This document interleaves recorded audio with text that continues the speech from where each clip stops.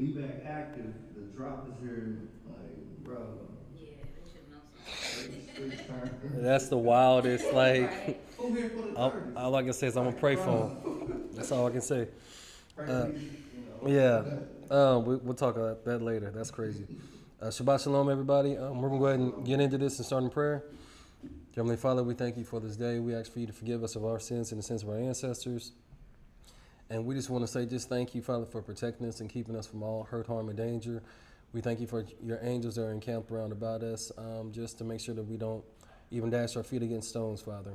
We thank you for our lives, Father. We are grateful for each and every day above ground.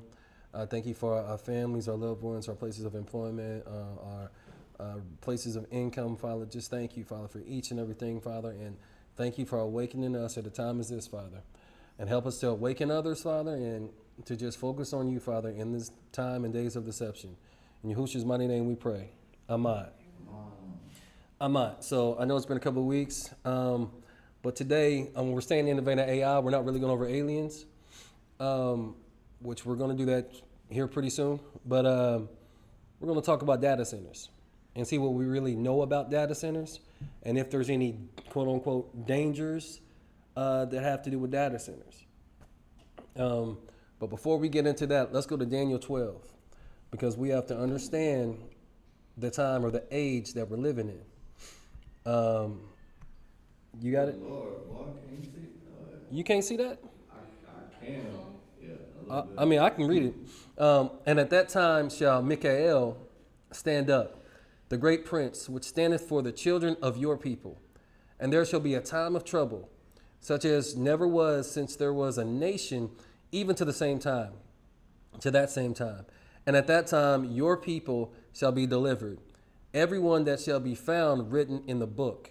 So this was a vision that was given to who? Daniel. About who? And this is about the greatest tribulation that was ever to exist. Is that about the world? Now, the world is going to be in tribulation. Don't get it twisted. But it's chosen people. But it's about the people. Yeah. That's the context. And many of them that sleep in the dust of the earth shall awake. That's the awakening, right? Also. Mm-hmm. So that's the dry bones waking up, and then there's going to be a literal rising of the dead that happens, right? Yeah. Some to everlasting life, and some to shame and everlasting contempt. Mm-hmm. And they that be wise shall be as the sun, as the brightness of the firmament. And they that turn many to righteousness as the stars forever and ever. But you, O Daniel, shut up the words and seal the book, even to the time of the end. Many shall run to and fro, and knowledge shall be increased. Right now. Then I, Daniel, looked, and behold, there stood other two, the one on this side of the bank of the river, and the other on that side of the bank of the river.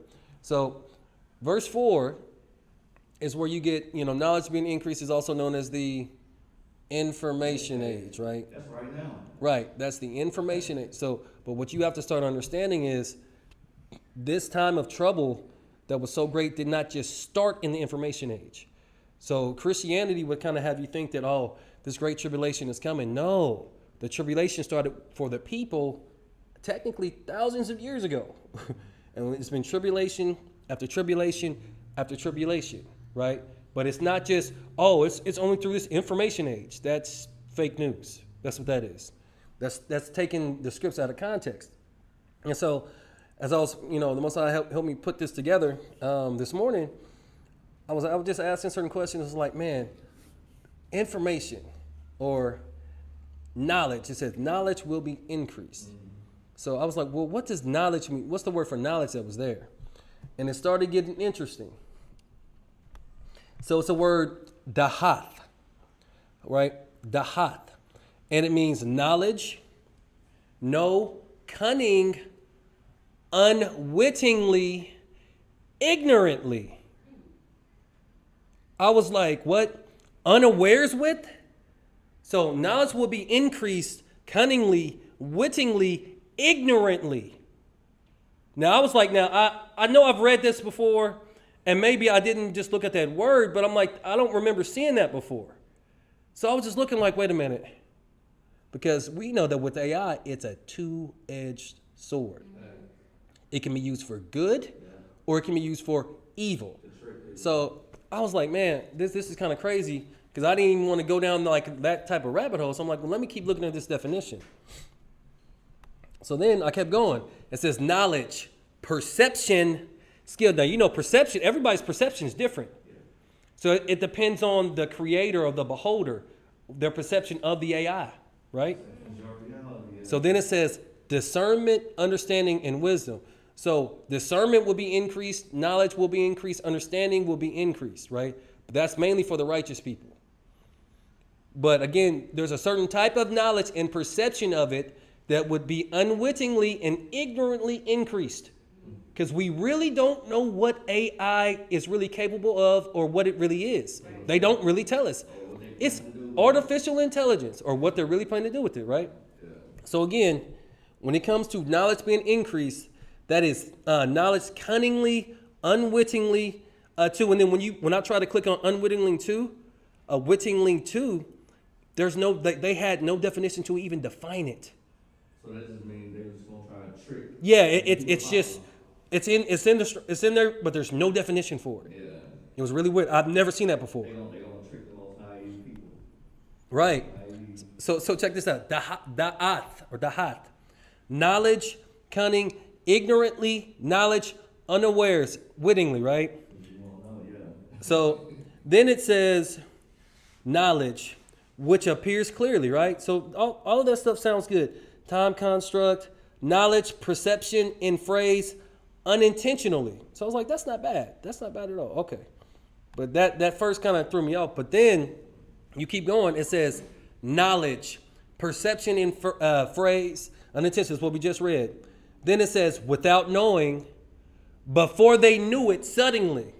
So out of nowhere, what happened? The information age just came and just sprouted out of nowhere. Out of nowhere, yeah. Like Bluetooth. Like Just exploded. If you never said this information age, wouldn't nobody really know So, about but it. even when you go back to like the Sumerians and all this type of stuff, when you start looking at civilizations, after like a certain amount of years, all of a sudden knowledge and all this stuff increases. It's almost like it's an algorithm that happens every so often, and sooner or later it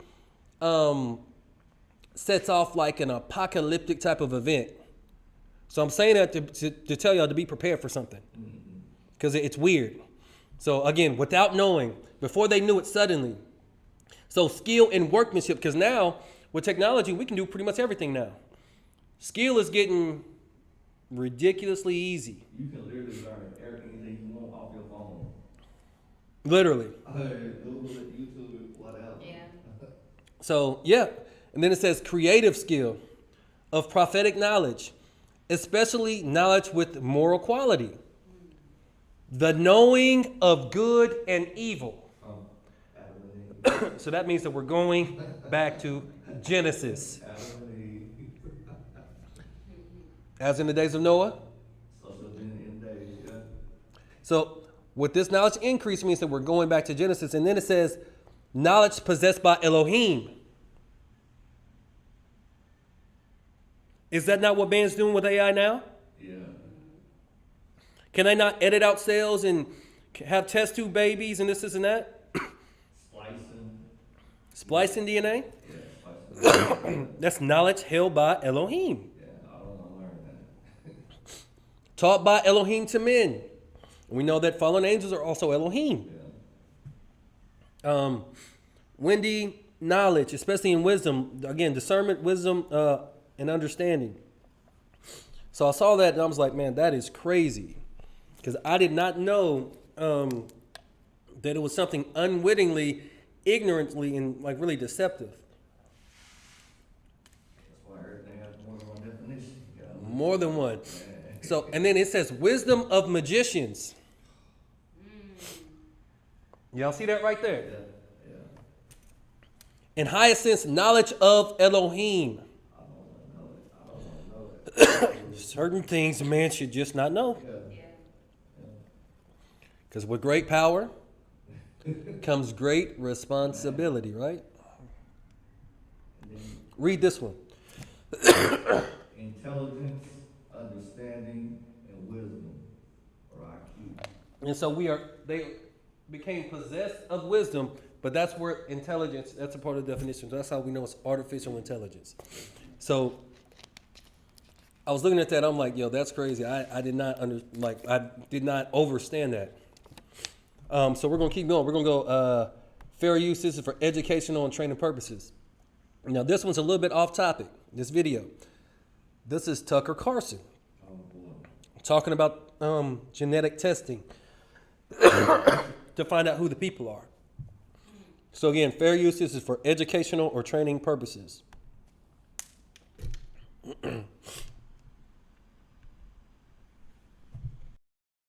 Have you seen this? Abram's descendants are the ones who have the right to have this land, correct? Yes. Okay. Why don't we do genetic testing on everybody in the land and find out who Abram's descendants are? It's really simple. We've cracked the human genome. We can do that. Why don't we do that? Would you be against doing that? I have no idea what that would prove. I mean, Really? maybe it would be. What do you mean? It would prove who Abram's descendants are and who has a right to live here and who doesn't, according to the theology that you yourself just explained. And so I'm very confused as to why we don't do that. If you believe the theology that you've just explained to me. Would we do that all over the world? Well, and everybody this is the only country in the Brits? world that you've said has this covenant with God, that this people have a moral and legal right to the land. But there are people who may not have bloodlines, but who have converted to Judaism. Are they going to be able to live here? Are you going to kick them out? By your standards, they can't live here. No, because I've you've just never told said- me no. they have a right to live here because God gave them the land because they're the descendants of Abram. The descendants of Abraham. But if they're the spiritual descendants of Abraham and they've now decided that they're converting to Judaism, then do they have a right to live in Israel? Since you began this conversation by asking me, did I think they had a right to come here? Yeah, that's and what my question Zionism is. was, on what basis do they have the right? Yeah. And And you I'm trying said to- because God granted it to Yeah, them. and I also said because that there should be a land where Jews can live in peace and safety. And I asked you what a Jew was, and you couldn't answer it. You No, I said didn't it partly is religious, but doesn't have to be. It's partly genetic, but it doesn't have to be.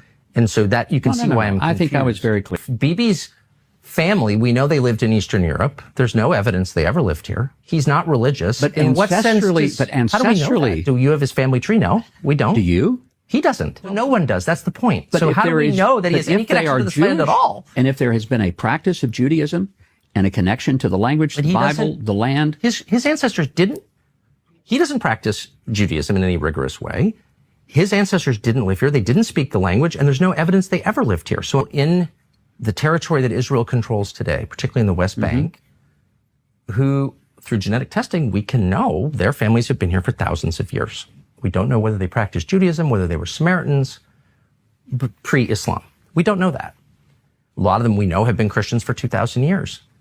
They have less of a right to the land than someone whose ancestors, the only thing we know about them is they lived in Latvia or Poland. They're Eastern European. How does that work?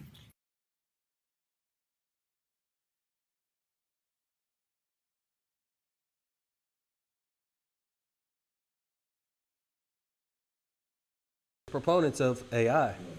Mark Zuckerberg is what? So his race, or what a classification he calls himself, is Jewish. Jeff Bezos?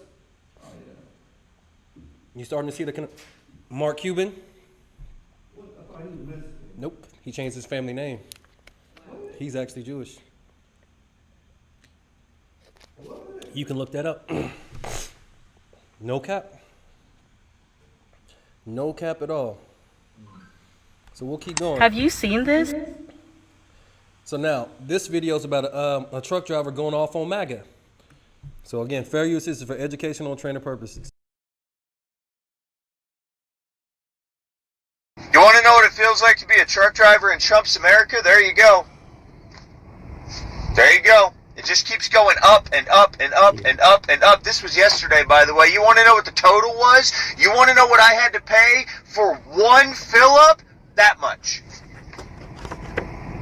Over $800 for one fill-up. And I wasn't even empty. I still had a quarter tank of fuel left. And if you think that these trucking companies are just going to eat that cost, the goal is to make a profit. I'm out here to make money to feed my family. I can't just eat that cost, which means the freight rates have to go up. And the manufacturer's not going to eat that cost because their profits are too fucking precious. And we know the store isn't going to eat that cost because their profits are too fucking precious. So who do you think is going to end up paying the difference?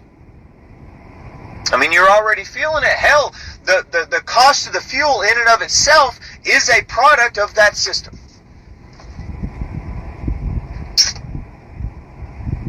But America first. And the screwed up thing is the other day, and I'm sure a lot of you saw this, he said, I don't think about American families. Yeah. Son, see how this man is making us great again.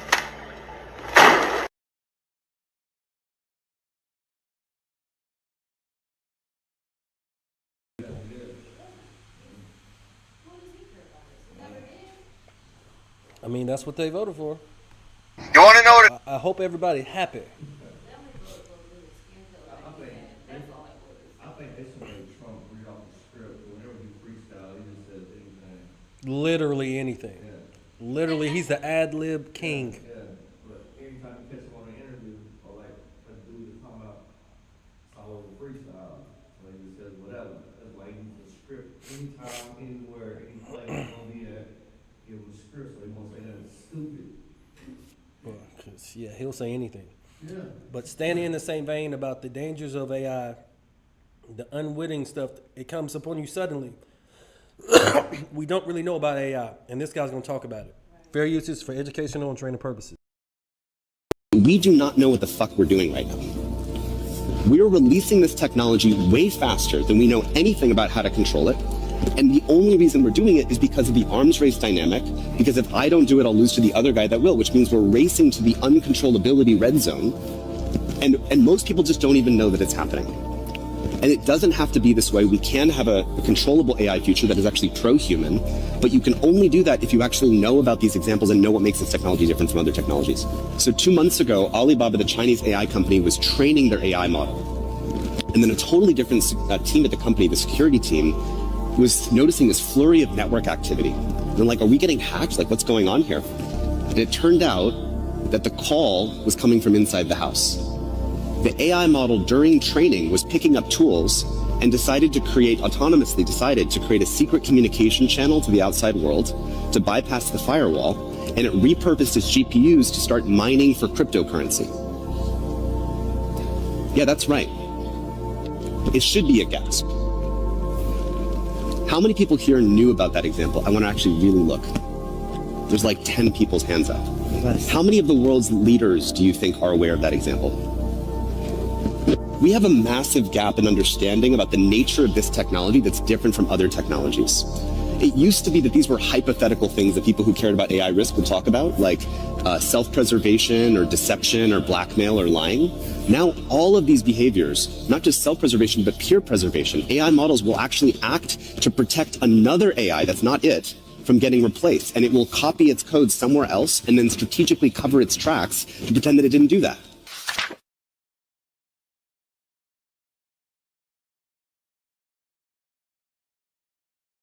Trump said that America's going to be the leading nation in AI. That should have scared the piss out of everybody. Because we want no parts in that nonsense. That's crazy. It wants to survive, live. Look what they about to do to Israel. It's going to be a whole AI city. That's why I said, and Israel's going to be leading the forefront. As Israel goes, so goes America, right? We got to follow, America's got to follow its master. We do not know. I just don't understand why Israel, like, why we all do that. They smart. They're blackmailing us. Like, because they know we're the people. Yeah. So they're blackmailing to keep everybody else asleep. Yeah. Plus Jeffrey Epstein and the others like him, because he wasn't the only one. There's no way. A lot don't really think that Israel is the chosen people. Like, oh, that's the chosen people. Try to do what they say to do. Like, okay. Well, if you look at their lineage, they all came from Poland, Russia, Ukraine. Which we got no problem with nobody that comes from anywhere, but it's the fact that you're not being truthful. Yeah. Like Tucker Carlson was saying, let's do DNA testing then. And they changed the name when they came over here too. So yeah. Right? Yeah. So, are y'all aware that the Pope actually warned about AI? And he actually apologized for the Vatican's role in slavery. Fair use, this is for educational and training purposes. I bet you he's doing that when Trump are at odds with each other. Huh? I bet you he's apologizing for AI because him and Trump are at odds with each other. Yeah, they beefing right now. Yeah.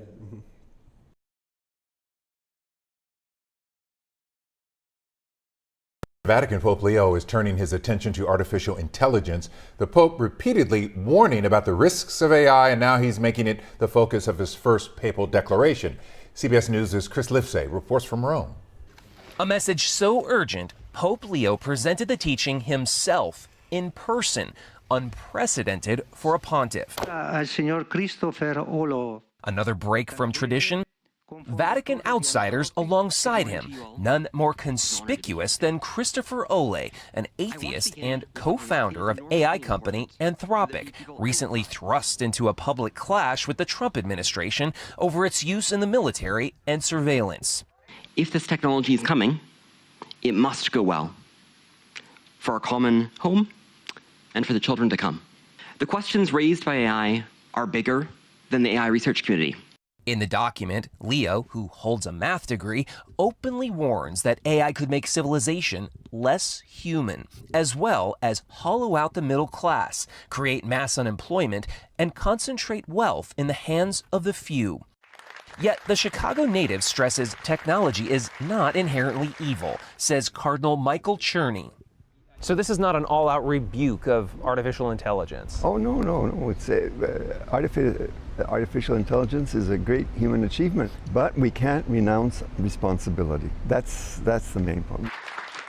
What a great sign of hope it is. Just as the Industrial Revolution transformed labor and capital, the AI revolution is transforming humanity itself, the Pope cautions. Now, are we going to ruin it, or are we going to make it good and better? That's the question. The pontiff also used this teaching as an opportunity to apologize for the Catholic Church's role in legitimizing slavery and for failing to condemn it for centuries. He called the Church's track record a wound in Christian memory. Chris Livesay, CBS News, Rome.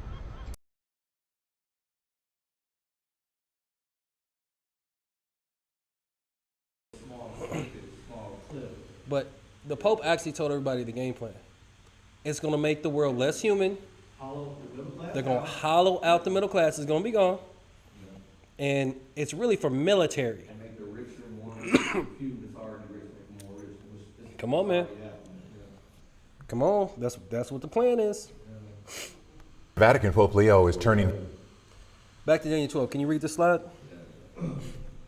And one said to the man clothed in linen, which was upon the waters of the river, how long shall it be to the end of these wonders? And I heard the man clothed in linen, which was upon the waters of the river, when he held up his right hand and his left hand unto heaven, and swear by him that liveth forever that it shall be for a times and a half, and when he shall accomplish to scatter the power of the holy people, all these things shall be finished. So the scattering of the power of the holy people was them going into slavery. Yeah. This is something that they don't teach in Christianity. They don't teach none of that.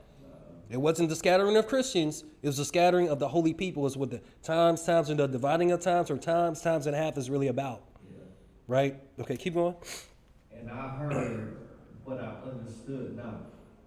Then said I, O my God, what shall be the end of these things? And he said, Go thy way, Daniel, for the words are closed up and sealed till the time of the end. Many shall be purified and made white and tried, but the wicked shall do wickedly, and none of the wicked shall understand, but the wise shall understand. And that also has to do with the increase in knowledge, because a lot of this stuff is unwittingly, and they won't even be able to understand how bad it's really going to get. Like, because right now, with the data centers and everything, they're building Hassatan's kingdom. That's what this is really about. Them putting all these data centers up and building all this infrastructure is not for the benefit of mankind. Not at all. It's not. 5G towers. Hmm? 5G towers. Yeah. That's, you know, that controls something other than. Yeah. That's what those are for. Mm-hmm. But this is also, all of this stuff has to happen. The wicked, they must do wickedly, but this is about your salvation. So you got to keep your endurance up. You got to keep your faith up. You cannot waver in this stuff. They're going to keep pushing this AI. They're going to come with this alien deception. We got to stay rooted in the word. We can't be worried about what they're going. I'm going to make sure that y'all are aware, because I don't want no blood on my hands. I don't want nobody saying that, oh, he never taught us this, and he didn't show us this and that, and I don't want nobody to say that at all, right? Is it true that Trump let go of the second wave of alien, UFO? I have not checked into that yet. I'm actually waiting for that. I think he did the other day. I seen on one of his podcasts. I'll look into it this weekend, because next week, well, the next time we link up, we'll definitely be talking about the different classes of aliens and all that other type stuff. Yeah. Keep going. And from the time that the daily sacrifice shall be taken away, and the abomination that maketh desolate set up, there shall be 1,290 days. Blessed is he that waiteth, and cometh to the 1,305 days. But go thou thy way to the end be, for thou shalt rest and stand in thy lot at the end of days. So, Daniel, nobody was going to get raptured out of that, right? No rapture. Revelation 13, before we get into the data centers. Go ahead, I. And I stood upon the sand of the sea, and saw a beast rise up out of the sea, having 7 heads and 10 horns, and upon his horns 10 crowns, and upon his heads the name of blasphemy. You know what's really interesting about this beast coming out of the sea? What else do we know it comes out of water? Aliens. Huh? Aliens through their spaceships, right? Yeah. That's really interesting that that's a coincidence, right? Yeah. It's really interesting. Okay, keep going. And the beast which I saw was like unto a leopard, and his feet were as the feet of a bear, and his mouth as the mouth of a lion. And the dragon gave him his power, and his seat, and great authority. And I saw one of his heads as it were wounded to death, and his deadly wound was healed. And all the world wondered after the beast. And they worshipped the dragon, which gave power unto the beast. And they worshipped the beast, saying, Who is like unto the beast? Who is able to make war with him? And there was given unto him a mouth speaking great things and blasphemies. And power was given unto him to continue 42 months. Times in the a half, or time in the dividing of times, right? And he opened his mouth and blasphemed against Yahweh, to blaspheme his name and his tabernacle, and them that dwell in heaven. And it was given unto him to make war with the saints, and to overcome them. And power was given him over all kindreds and tongues and nations. So it's crazy. Once he was given power to take over who? The saints. He was given power over the what? The world. No, the saints. No.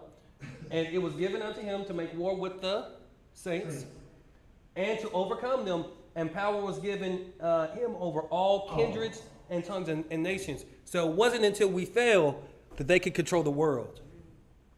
That's why they had to keep you under subjection. Because once you rise, they fall. That's another thing they don't teach you in Christianity. It wasn't until we fell that they could take over the world. And because America is modern day Rome, when you really think about it, because when you start looking at the beasts and all that other type, the different types of beasts and whatnot, you start looking, the original Romans were dark-skinned people.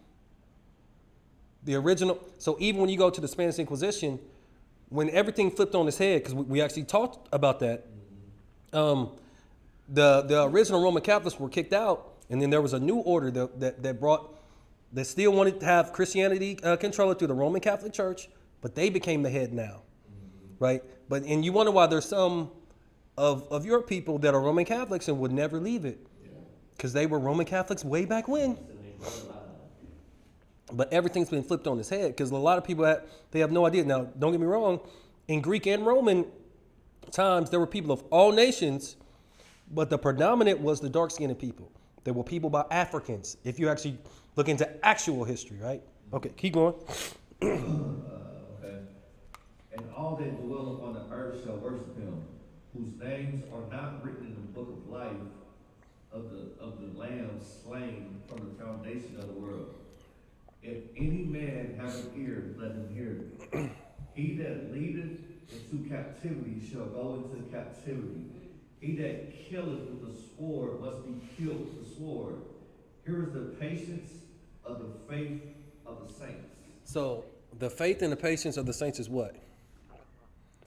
Waiting. Getting retribution for what happened to them. And the retribution that's coming, because this is written in Revelation, to the people that have done this thing, you just read it. Get that payback. That big payback. It ain't me saying it. That's what the book said. Waiting for that big payback. Right? So he that put into captivity will go into captivity. Mm-hmm. He that killed with the sword must be killed. Must. And I beheld another beast coming up out of the earth, and he had two horns like a lamb, and he spake as a dragon. And he exercised all the power of the first beast before him, and caused the earth and them which dwell therein to worship the first beast, whose deadly wound has healed. And he doeth great wonders, so that he maketh fire come down from heaven on the earth. And we know that our military can do that now, right? With lasers, right? Yeah. Mm-hmm.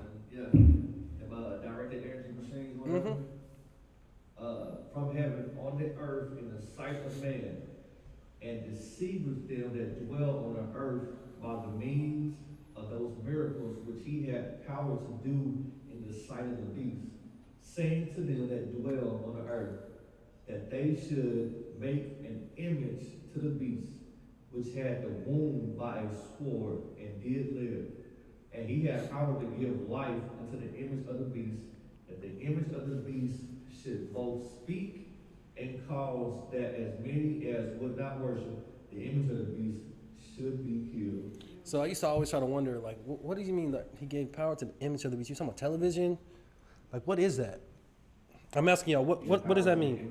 Whatever that image is going to be, they'll make. Because that image, when you break down that word, it can mean statue.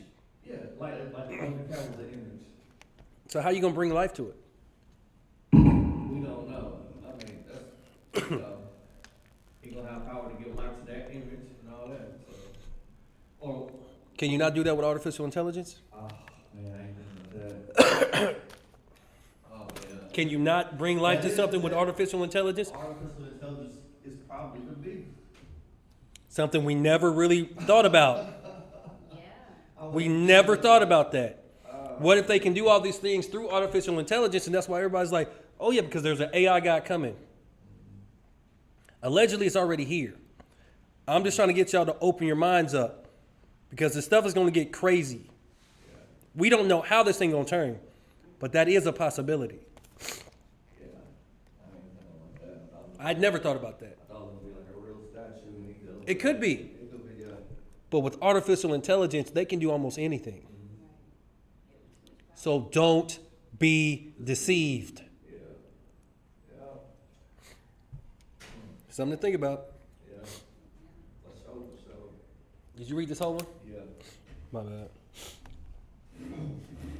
And he causeth all, both small and great, rich and poor, free and bond, to receive a mark in their right hand or in their foreheads, and that no man might buy or sell, save he that had the mark, or the name of the beast, or the number of his name. Here is wisdom. Let him that hath understanding count the number of the beast, for it is the number of a man, and his number is 666. And so the number, but that's the number of man. You got 6 protons, neutrons, and electrons. So you know that, okay, Yeah. Proton, electron, yeah. But it's to be honest, if you've been real with it, who's really pushing AI? Man. What race of man? Peter Thiel, All them Jeff Bezos. secret group people, yeah. All of them are the main ones pushing this thing. Yeah. So I don't know. Just don't be spooked out by that number, because in some translations it was 626. Some translations is 666. I know I've seen like on YouTube that Bill Gates is pushing to have some type of little thing that's gonna be like right here on your right forearm. I don't know. I mean, they're gonna have versions of it, but still, giving like in your right hand means that you're giving your labor and your energy to it, and your forehead means that you're worshiping or you're giving all your attention to it. It's your temple, like, you know. I'm just saying. You know. It's stuff deeper than that. And the last one, Matthew 24, verses 3, 11 through 12, and 21 through 22. Go ahead. And as he sat upon the Mount of Olives, the disciples came unto him privately, saying, Tell us, when shall these things begin or be? Right, because they wanted to know like the end times, the end of the world, right? Keep What going. shall be the sign of thy coming and the end of the world? And many false prophets shall rise and shall deceive many. We're living in that time. And because iniquity shall abound, the love of many shall wax cold. People don't love nobody no more. Okay.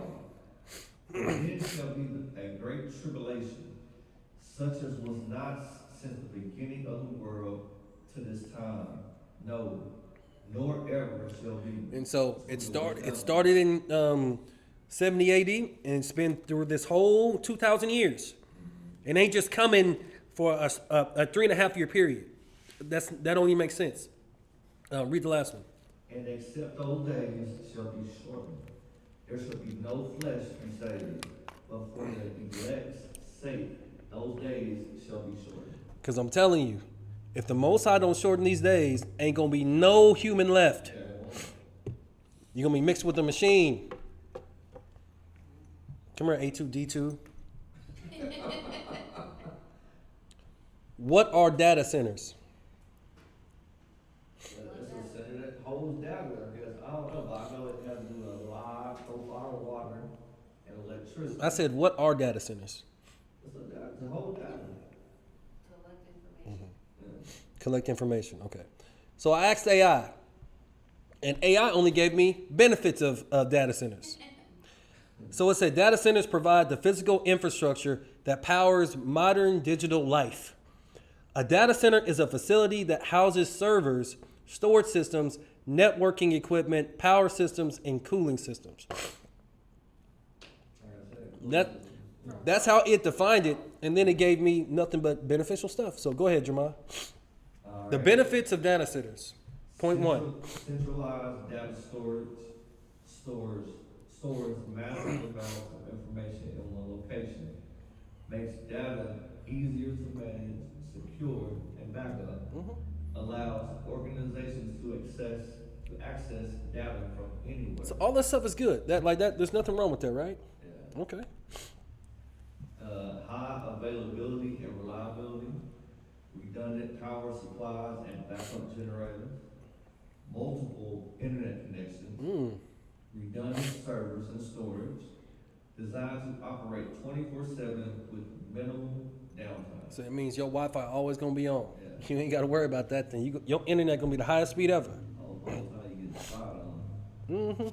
Data security, physical security, guards, cameras, and biometric access, cybersecurity systems like firewalls, encryption, intrusion detection, protection against theft, disasters, and cyber attacks. Good. So it's gonna keep my information safe. I'm happy about that, right? Thank you very much. disaster recovery and business, how you say that, Continuity. Continuity, yeah. Regular backups, data replication to other locations, enables businesses to recover quickly after natural disasters, hardware failures, and cyber attacks. You notice how you're not seeing anything that really helps people, though? Right. Yeah. It looks, it's business centric, right? Yeah. Okay. We'll keep going. Cloud computing support. Data centers power cloud services such as Amazon Web Services, like Microsoft and Google, whatever. These services allow users to store files, run applications, host websites, perform AI and machine learning tasks. Again, not really benefit. It definitely didn't say nothing about the environment. We'll get to that here in a second. Scalability, businesses can add more servers as demand grows, increase storage capacity, expand computing power without building new facilities. Nothing to help man besides the internet. Okay. Faster performance, high-speed networking, powerful processors, optimized storage systems, reduce latency for websites and applications. Now, remember earlier it said that AI was trying to help other AI softwares from different locations from getting shut down. We just watched that video, right? Yeah. It's weird. Supports artificial intelligence. Modern AI systems require enormous computing resources. Data centers provide GPU clusters, high-performance computing, large-scale data storage. This enables machine learning, generative AI, and scientific research. So it helps them evolve AI to higher levels. This is the benefit. Okay.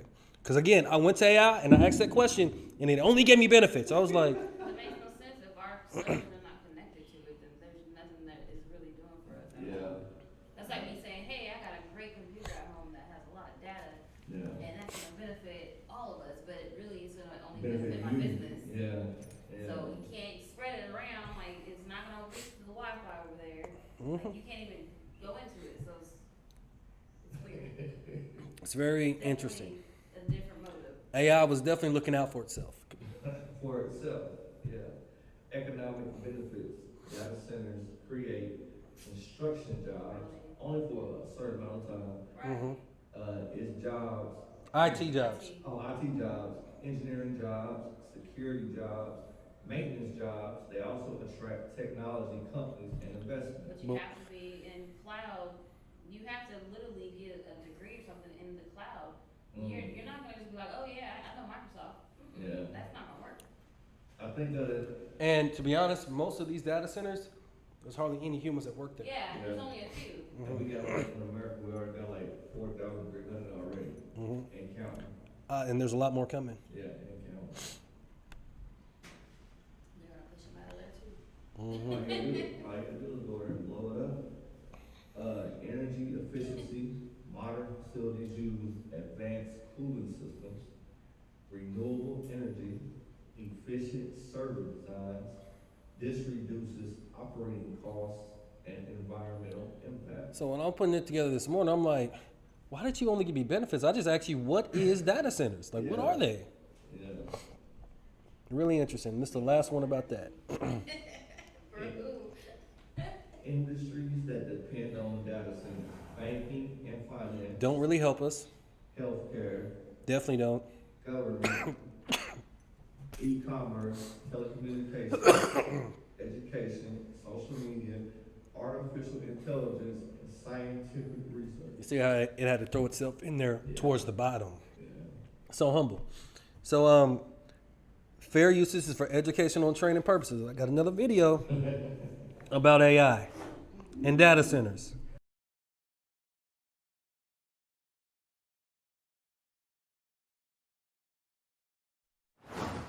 This is our cold water pressure in the kitchen. This is where I fill up water for storage. Those are the things we have to fill up to flush the toilets. So you can see the sediment from the data center. Wow, and that's just from the water coming out of your faucet? Yeah. And this is what's in all pipes. So that is the dark side of living near one of the 4,000 data centers in this country. Did you have any idea there were that many? A data center, which is essentially a giant warehouse with millions of servers, and every time you Google something, your device sends a signal to a data center, and in nanoseconds, your device gets a response back. But with demand growing for AI, demand's also growing for these data centers, which are absolutely enormous. One in Texas called Project Matador is as big as 15 Disneylands and uses as much power as the state of Colorado requires every year. It also uses over 1 billion gallons of water per year. And the public, as always, have been basically kept in the dark by companies like Meta and Amazon, who claim they're creating jobs. But what the rest of the media are not talking about is what life is like for people who have homes near these data centers. Water restrictions, no water, higher energy bills, and unbelievable noise. In Georgia, one data center used 30 million gallons of water, leaving residents without any water. In Utah, a data center that's currently under construction is going to require more energy than the entire state of Utah ×2 annually. And after years of climate nonsense and hysteria, apparently billionaires like Mark Zuckerberg don't care about the climate anymore, because a single data center can generate the same amount of heat as 23 atomic bombs being dropped daily. That is a fact. Kristen Megan is a senior industrial hygienist and environmental specialist. James Clifton is a real estate attorney and Republican nominee for the Fayette County Board of Commissioners, where one of these Meta data centers is causing a lot of issues. It's great to have you both here tonight. Kristen, so everybody's talking about the water. Can you tell us about something called tonal noise and what that is doing to people who live near these places?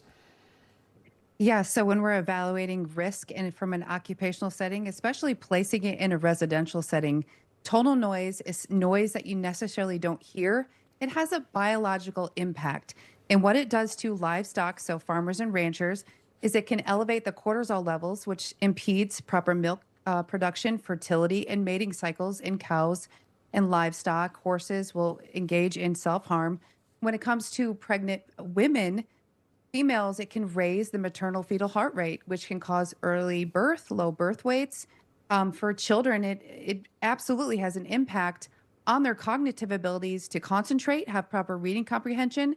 And then the elderly and chronically ill who might have actually implanted devices like pacemakers. Tonal noise is something that happens from the EMF and ELF, so the electromagnetic frequencies and the extremely low frequencies, 24/7. It's highly hazardous, and just so you know, tonal noise was used as a military torture technique.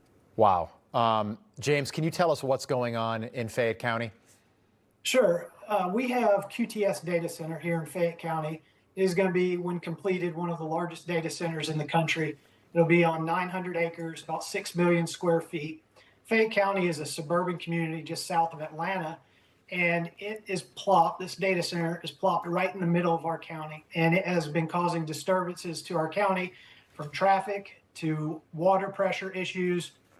And some concerned citizens came to me and they asked me to look into the water usage. Since QTS came to town, they and our elected leaders and the Development Authority have been telling us that they will only use 2,000 gallons of water per day. So I submitted some open records requests, and I was shocked to find that they actually used 70 million gallons in the last year, which is approximately 100 times what they had told us that they would use. Who pays for that? Yep. Who pays for that? Who pays for that? So they actually do pay for that, but they get a preferential rate as an industrial ratepayer. Okay, But so they're not they paying what pay private for- citizens Yeah, are paying. so they pay for that. And buried in that open records request, I found a letter from the Fayette County water system to QTS that said that they had tapped into a residential water main unknown to the county, and that they had siphoned off almost 29 million gallons of water.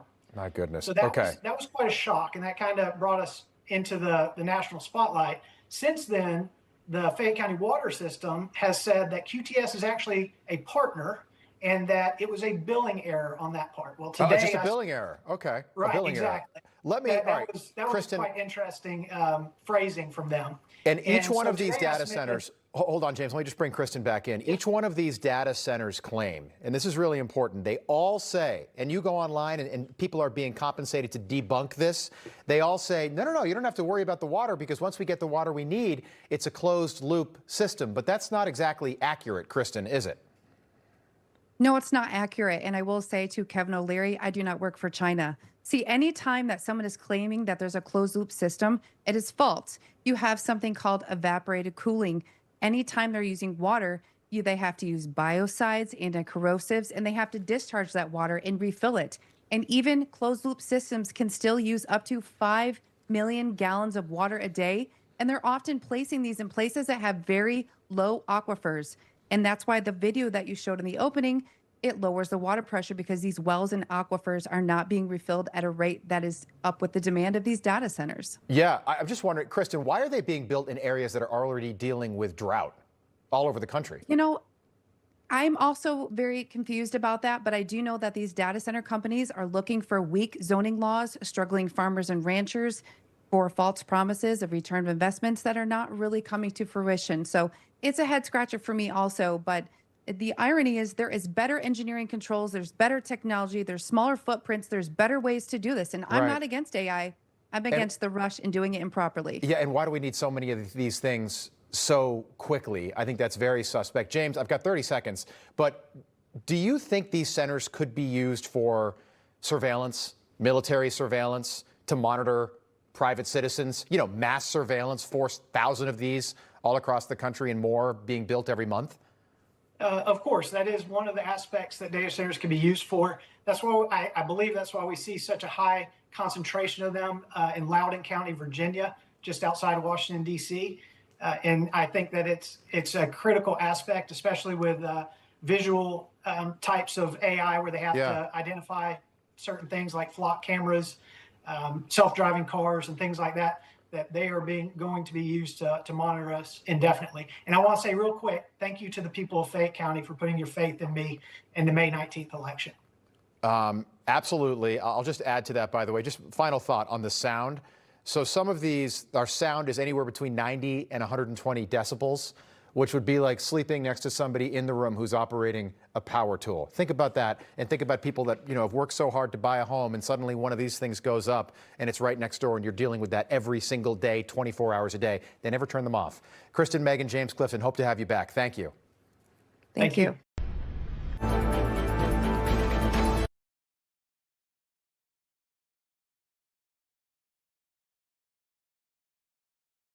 Did y'all know all that information about data centers? I knew about the water, but I know it was that crazy. And the water, I mean, when they said the rising of your cortisol levels, like, That's a no-go. that's like, that causes so many different medical issues that us people really don't know about. But that is, So that makes the meat bad. that Because, makes everything bad. because we're supposed to like kill animals a specific type of way and eat it a specific type of way to where cortisone levels don't rise. And then if it's rising in animals, it's got to rise in us too. Yeah, that's what I'm saying. And that causes all kind of cancer, diabetes. That's flight or flight mode. You're literally killing everybody off. All the time. Now, why are we talking about data centers? Right. They're building one here, for one. Yeah. Right? And when you look at, so I don't think I put the video in here. When you look at the map of all the places that are building the most data centers, actually, where we're at, this state is one of the lowest. But Texas, and I want to say even like Arkansas, some of the other ones, they building them like thousands of them. I don't know, because there's a bunch of people getting awakened to this information and my protest in this whole move, because again, if the days aren't shortened, ain't no flesh gonna be left. You think the lockdown from COVID is bad? Wait till they get done raising all these data centers. Yeah. You think that lockdown was crazy? You have no idea. It's gonna be like 1984. If you've never looked into that book or whatever, or Behold the Pale Horse, stuff like that, They're literally about to bring that stuff into life, into reality. Like the Matrix movies, a complete police state, because they want this Christian nationalism to continue to rule, which is really neo-colonialism, which is white supremacy. Yeah. But they can't watch everybody. But with these data centers, they will be able to. And they're going to keep evolving AI to where the cops will pretty much just be AI robots. You might see a human riding with the AI robot. And the human's not even driving the car. The car's driving itself. So what happens if you shoot that robot and you get like murder charge? Well, I mean, yeah, I mean, you could try to shoot it, but they're probably going to put bulletproof armor on it. And if you don't know how it's constructed, you don't know where to shoot it to kill it. It's a dangerous time. I just say people get together and start tearing these data centers down. This is. I mean, that would be ideal. But you got people that don't understand, are not even looking up what they are. They're just like, oh yeah, it's gonna be great for the community, and then they're so brainwashed they won't even budge when you tell them the truth. Just like the word, they're not gonna budge. They're gonna be like, oh, they're gonna be great for our community, and they're really not. And they don't even know how they're gonna be great for the community. Because they're gonna fall for a strong delusion. Because they're continuing to fall for every delusion that the enemy, Hasatan, is given. Because they are literally building his kingdom. Because he wants to be like the Most High. Be able to omnipresent, to be able to see everything going on. This is the only way he can do it. We're the test subjects now. The data center is literally here, and then it's like, oh, okay, we got a lot of test subjects around this. Yeah. That's what's happening. Yep. People don't even know. Because why a data center? Like, Because I want to say it was like our mayor was the one that really pushed for them to come here. Because one of my buddies was telling me about it last night. I'm like, oh, really? You talking about the black dude? I don't know who the guy is. I don't pay attention. Well, it was a little black guy. I have no clue. I think you're a preacher. Well, he probably working for the other side. Preaching for the devil. No. So we saw some of the side effects was water, right? Let's read the other ones. Go ahead, Jamal.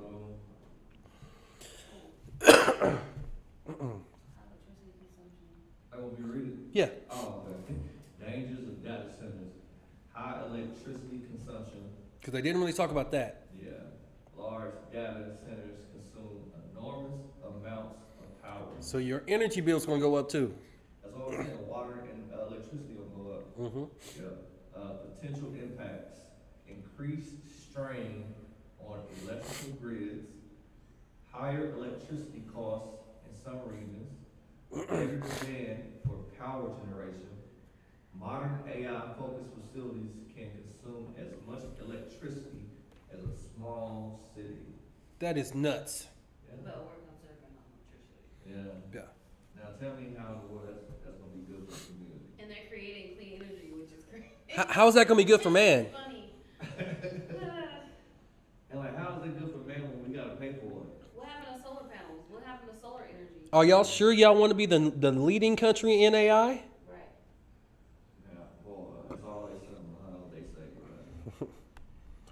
Because it's Hasatan's world.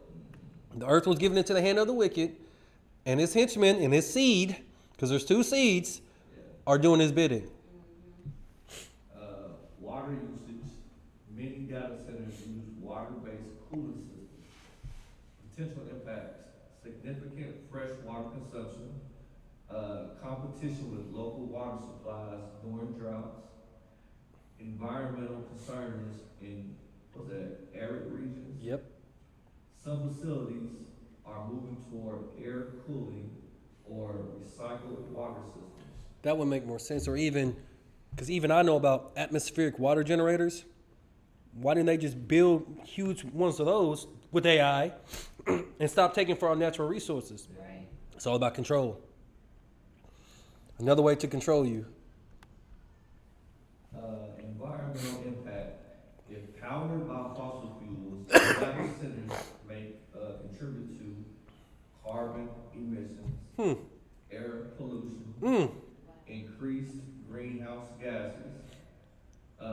Many operators are investing in renewable energy to reduce these impacts. So what happened to global warming or climate change that they were so worried about? Remember they said, oh boy said he don't care about all that. But that was the big deal, right? It was. The big thing that they're so worried about. Yeah. But not when it comes to these data centers. They'll forget all that. Yeah.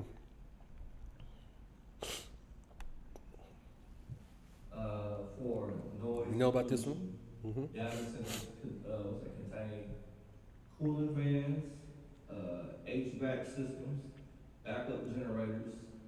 Nearby residents sometimes complain about constant humming, generator testing noise, construction-related noise. We just saw a video about that. We know that's real. Yeah. Backup generator emissions. Most facilities maintain diesel backup generators.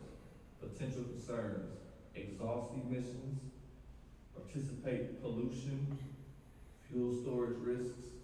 However, generators usually run only during emergencies or testing. Yeah, right. Heat production. Servers generate large amounts of heat. Potential impacts: increased local energy demand for cooling, waste heat released into the environment. Some modern facilities reuse waste heat for nearby buildings. Land use. Large campuses require substantial land. Potential concerns: loss of farmland, loss of wildlife habitat, increased development pressure. The actual impact varies by location. So none of this stuff is good for man. Land, habitat. Animals. You wonder why all the billionaires have been buying all this land. Cybersecurity risk. Although data centers improve security overall, a successful attack can affect businesses, governments, financial institutions, healthcare systems. This is why data centers invest heavily in security measures. Yeah. Just think about the security people who do security. They'll be getting sick too, just from being right there working for it. Mm-hmm. But is it physical security or is it data I know, security? right? Yeah, that's a good question. Yeah. Critical infrastructure dependence. Modern society depends heavily on data centers. If major facilities fall, banking servers may be disrupted, communications may be interrupted, cloud services may become unavailable. This creates systematic risk. So we're going to become so dependent on AI, it's just going to take one good attack and then all of America is done. We'll be so dependent, people gonna start calling it God, bro. Yeah.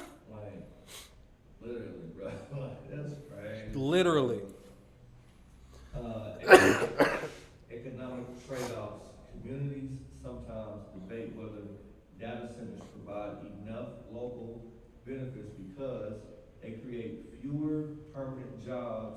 In fact, that's why I said it's not permanent. It's only for a short amount of time. Right. But if you keep moving to every place they're gonna build one, they can consume large amounts of power and water. Tax incentives may reduce immediate local revenue. Other communities welcome them because they increase tax revenue, improve infrastructure, attract technology investment. And this is Mark Zuckerberg's plan for data centers. Fair uses for educational and training purposes only. Oh, my bad. In a bid to catch up in the AI race, Meta is building its biggest and most ambitious AI data center in Richland Parish, Louisiana, one of the poorest regions in the United States. It's a $10 billion bet on Northeast Louisiana. This is going to be a 7.5 gigawatt data center fueled by 10 newly constructed natural gas plants. To put that in perspective, 7.5 gigawatts looks like the consumption of New York City on a winter day. But look at that, that's the size of Manhattan. So that's superimposed over the island of Manhattan. It's a project so expensive that it's being financed by one of the biggest private capital deals ever assembled. Meta now anticipates it'll spend $200 billion. The people of Richland, they're turning to Meta with hope and perhaps a sense of faith. It's going to be generational, it's going to be transformational. Meta was able to clinch a deal that offered it quite a lot of benefits. And the question is, what does the community get in return? Richland Parish is named for that rich land born from the silt of the Mississippi River. It's got a deep and complicated history with ties to its cotton plantations. Production has largely shifted to soybean and corn, and there has been a cycle of economic hardship. Currently, a quarter of the population lives below the poverty line, and now many are looking to Meta to help with this economic revival. What Meta is doing here is spending hundreds of billions of dollars to build out infrastructure to fuel its AI ambitions. A lot of communities are rising up against data centers, so companies are getting smarter about ensuring they're building in places where local politicians are going to help clear red tape. That's led the biggest companies to the south. In 2023, Mark Zuckerberg actually turned to his staff and he said he wanted the biggest data center to bring together 1 million GPUs, and his team set out looking for where to place a data center of this scale. Entergy Louisiana had caught wind that Meta was looking in the south, and so at the outset of 2024, they made their pitch. Louisiana has before it one of the greatest economic opportunities I've ever seen. It's going to take leadership and execution. Its CEO, Philip May, said they could provide all the energy that they needed, but more importantly, they could provide connections to getting a data center of this scale achieved at speed. As this deal was being hashed out in 2024, it had earned the internal code name Project Sucre, the French word for sugar. Through public records requests, we learned how the negotiations unfolded. Meta had told Louisiana officials it would only move forward with the project if it received a tax exemption on expensive data center equipment like GPUs. Lawmakers weren't going to be able to introduce entirely new legislation because of where they were in the calendar. So, state leaders slipped Meta's demands into an unrelated rural broadband bill. All the other southern states have adopted things like this, and that's why they're seeing these large investments that Louisiana so far has missed out on. Meta promised 300 jobs at 150% the average annual state salary, or about $82,000 a year. And that number would push to 500 jobs a bit later on for Meta to reach the full tax incentive, say about an 80% reduction in property taxes on this broader facility. If Meta missed those targets, the deal wasn't nullified, it just reduced the potential tax incentives, and there was no requirement to hire locally. At the time that Meta began its search, something interesting was already happening with Louisiana politicians. Mike Johnson had unexpectedly become Speaker of the House, and there were other politicians, notably House Majority Leader Steve Scalise, also from Louisiana. Together, they were forming this coalition that lended an outsized power to the state of Louisiana in Congress. Throughout 2024, Senator Marsha Blackburn of Tennessee worked to advance the Kids Online Safety Act, a bipartisan bill that would hold social media platforms, including Meta, accountable for harms to minors. Social media companies intentionally designed their platforms to addict our children and to profit from our children. Now, the bill had sailed through the Senate in the summer, and she had hoped it would sail through the House as well. But Representative Johnson raised what he said were concerns about free speech, and that really set Senator Blackburn back. We had a guest a couple of days ago who suggested that one of the reasons you're not taking it up is because Meta, which would be impacted, is going to build a $10 billion facility for AI in northern Louisiana. That's a creative argument. I mean, that's not even in my district, okay? Look, we're glad of the investment in Louisiana, but it has nothing whatsoever to do with this. As of today, the Kids Online Safety Act still has not passed.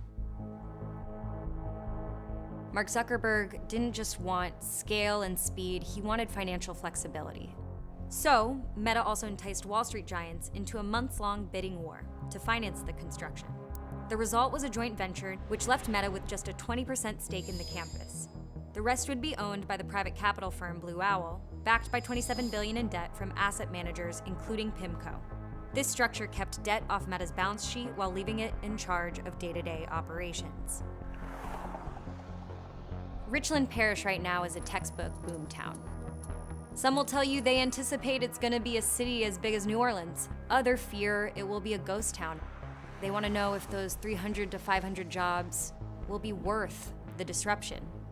People are looking at their fields and rethinking, what does it mean for the land and its production to shift from corn and cotton to data? And begging the question, what happens if the promises that have been made to them are broken or don't pan out?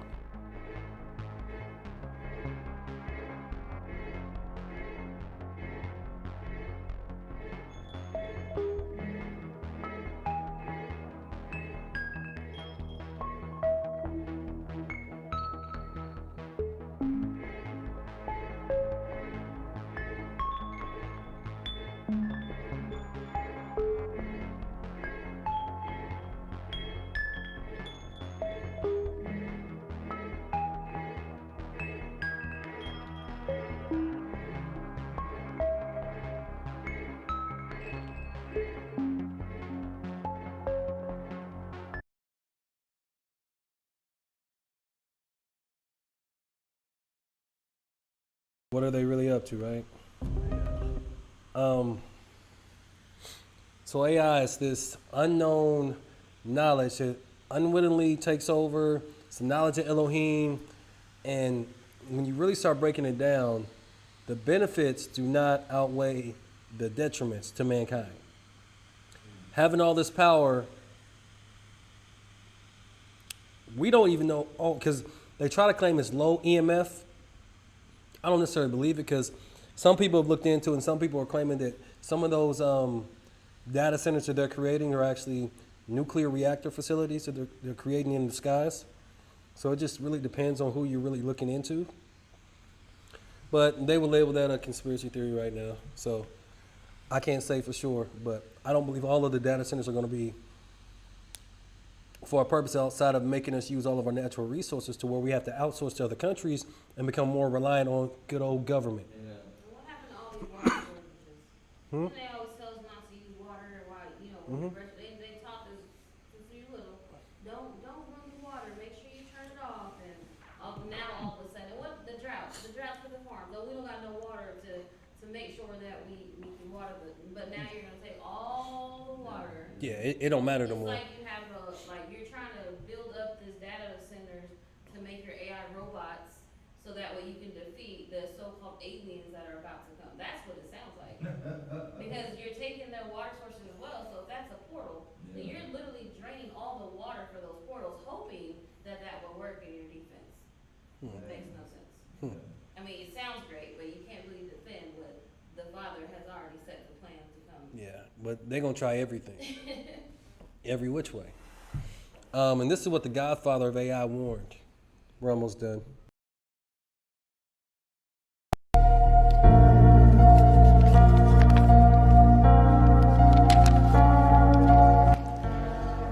Your Majesties, Your Royal Highnesses, Excellencies, dear laureates, ladies and gentlemen. This year, the Nobel Committees in Physics and Chemistry have recognized the dramatic progress being made in a new form of artificial intelligence that uses artificial neural networks to learn how to solve difficult computational problems. This new form of AI excels at modeling human intuition rather than human reasoning, and it will enable us to create highly intelligent and knowledgeable assistants who will increase productivity in almost all industries. If the benefits of the increased productivity can be shared equally, it will be a wonderful advance for all humanity. Unfortunately, the rapid progress in AI comes with many short-term risks. It has already created divisive echo chambers by offering people content that makes them indignant. It is already being used by authoritarian governments for massive surveillance and by cybercriminals for phishing attacks. In the near future, AI may be used to create terrible new viruses and horrendous lethal weapons that decide by themselves who to kill or maim. All of these short-term risks require urgent and forceful attention from governments and international organizations. There is also a longer-term existential threat that will arise when we create digital beings that are more intelligent than ourselves. We have no idea whether we can stay in control, but we now have evidence that if they are created by companies motivated by short-term profits, our safety will not be the top priority. We urgently need research on how to prevent these new beings from wanting to take control. They are no longer science fiction. Thank you.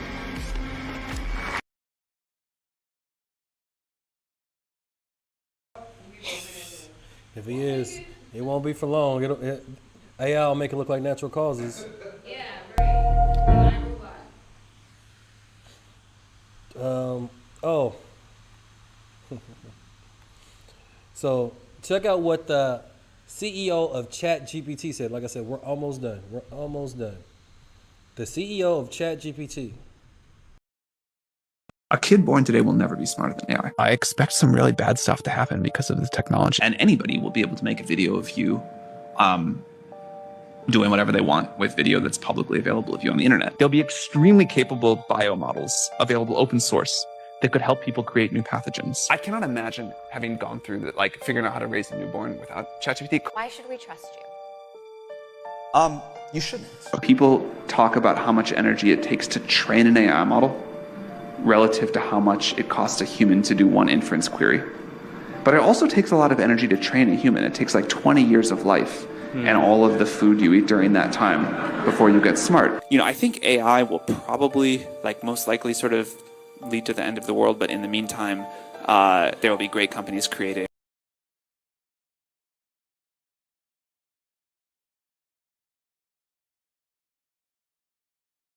Meantime, companies will be able to make great products. No, great companies will be created. Yeah, that's what he said. Great companies. And then he's like comparing humans to AI. Like, well, it takes you like 20 years to really Get smart. and all that energy until they get some like. Yeah. This is our world. Like, what are you talking about?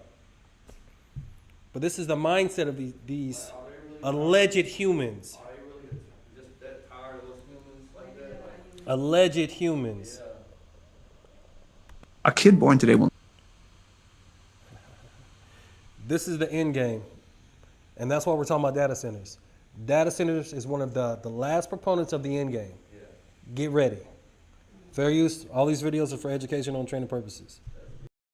We are so close to the scariest, most dystopian system. This is what the drive to build all these thousands of data centers is about, to micromanage the world's population through the new financial world order. AI is really about that. We're heading towards digital control systems where we have no more control over our liquid assets. It will be programmable, permission-based, so only what the central planners allow you to use your money for, at what time and place and location will be permitted. And if you're in the wrong place, it's not going to work. And if you're buying the wrong book, it's not going to work. Your money won't work outside a certain zone, whether it's 15-minute prison zone or whatever it may be. It is the totalitarian dictator's dream come true.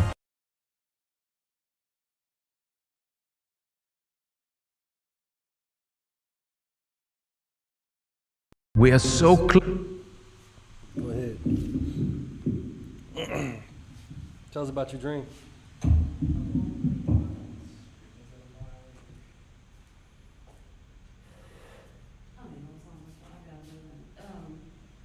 I'll have to get it, 'cause I wrote this one down, but it was basically when you walk into a store, like in my dream, I don't know how it began, but I did write this down, just don't remember all of it right now.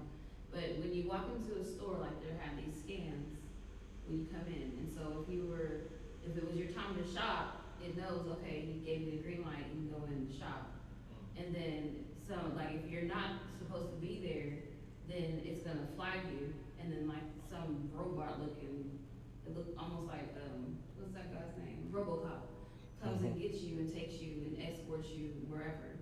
But it was like everything was controlled by this computer, and they knew where you were at, how to spend your money, and then like, I was observing, and there were people when they spent their money, they would scan your arm or your forehead to pay.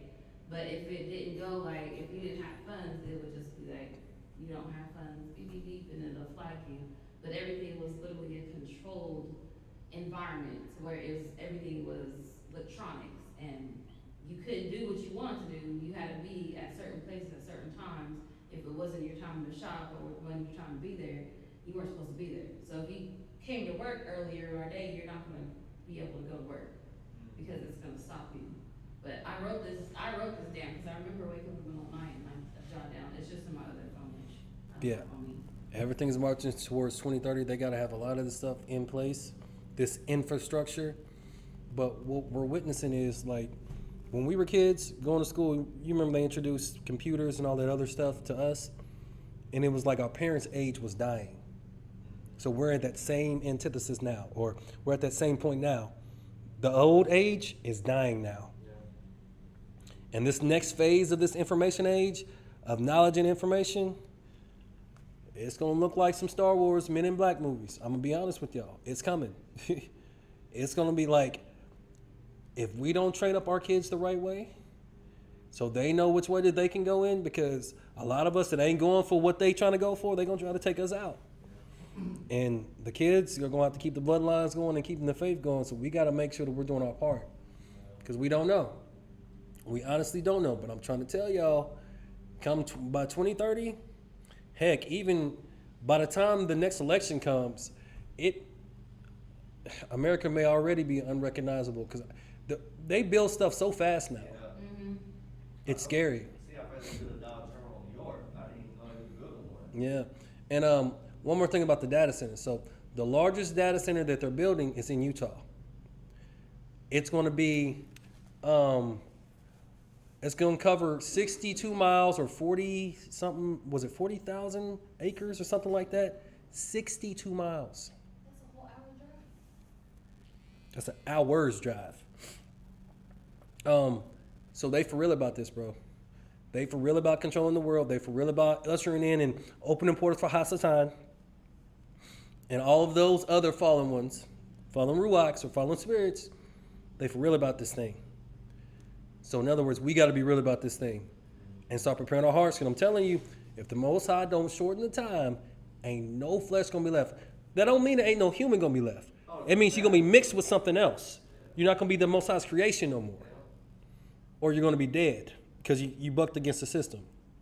Or it's gonna be like Mad Max and you're just living off grid and you got a whole society going on outside of the society that's going on over here. And you're rebels.